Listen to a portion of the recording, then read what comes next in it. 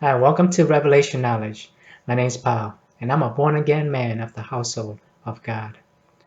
Today I'm going to take you on a journey to explore the law and why legalism is the language for the dead. To understand why legalism is the language for the dead, we need to delve into the Bible and study the two trees in the midst of the Garden of Eden. I know it may be hard for most people to see the connection between the two trees and legalism, but I hope this video will shed some light on this connection.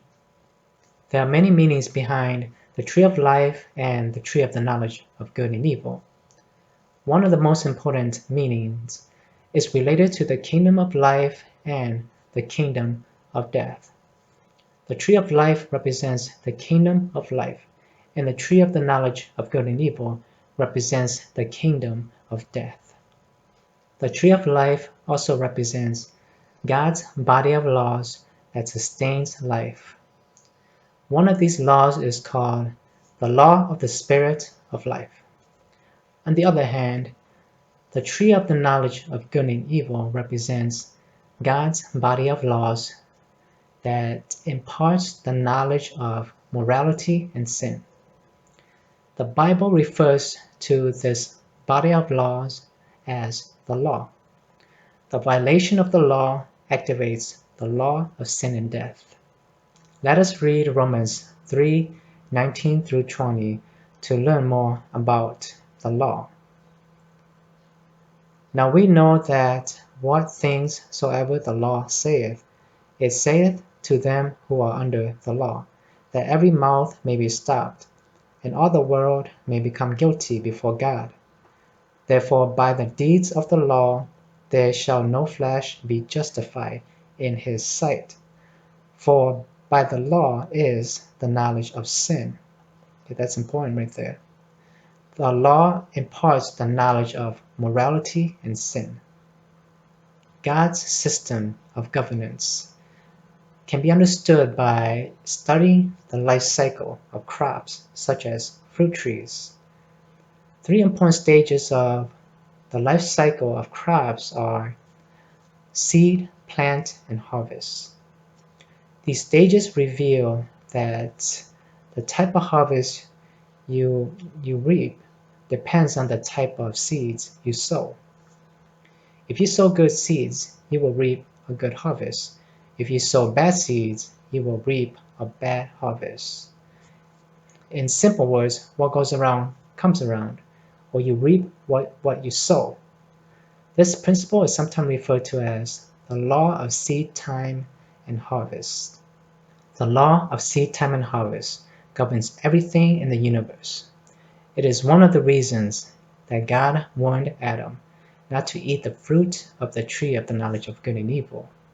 This fruit imparts the knowledge of good and evil to whomever eats it, but it does not impart wisdom. This is why it is called the tree of the knowledge of good and evil. It is not called the tree of the wisdom of good and evil. Knowledge by itself has no wisdom.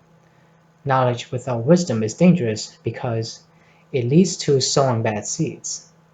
In other words, it leads to errors and the violation of the law. This is not good because the penalty for transgressing the law is death. Let us read a paragraph from my new book to learn more about the law. It is crucial to remember that the law is devoid of mercy, forgiveness, and life, which is why it looks to the letter of the law instead of the spirit.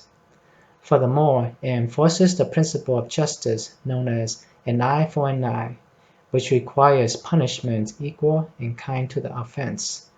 The law focuses on legalism and is written for the unregenerate man, also known as the natural man or the fallen man, who only sees the external meanings of the law because he is incapable of interpreting and knowing spiritual truths. The law thereof is the main law that rules over the legal system, which is a system that deals with the spiritually dead. Maybe this is why most judges of the legal system wear a black robe. The color black represents sin and death. The legal system also administers man-made laws, but these laws do not supersede the law because it is written by God. The tree of the knowledge of good and evil represents the law, which is made up of legal codes. Anyone who eats the fruit of this tree chooses to live under the law. This means that the law is his master, and he must keep the law or pay the penalty of death. Why the penalty of death? Because to transgress the law is to commit sin, and the wages of sin is death. In other words, the payment or consequence of sin is death. Committing sin against God is an act of rebellion. It is similar to how a soldier commits treason against a king. The penalty for that kind of rebellious act is death. God knew that no one can keep the law except himself. This is why God warned Adam and Eve not to eat from the tree of the knowledge of good and evil. When Adam and Eve ate the fruit of the tree of the knowledge of good and evil, they made the choice to experience good and evil on their own. Instead of relying on God's wisdom to show them the difference between good and evil, they relied on their own discernment, which they acquired by eating from the tree of the knowledge of good and evil. However, that knowledge has no wisdom and therefore is immature and lacks spiritual discernment. Without God's wisdom to protect them, they made errors and committed sin.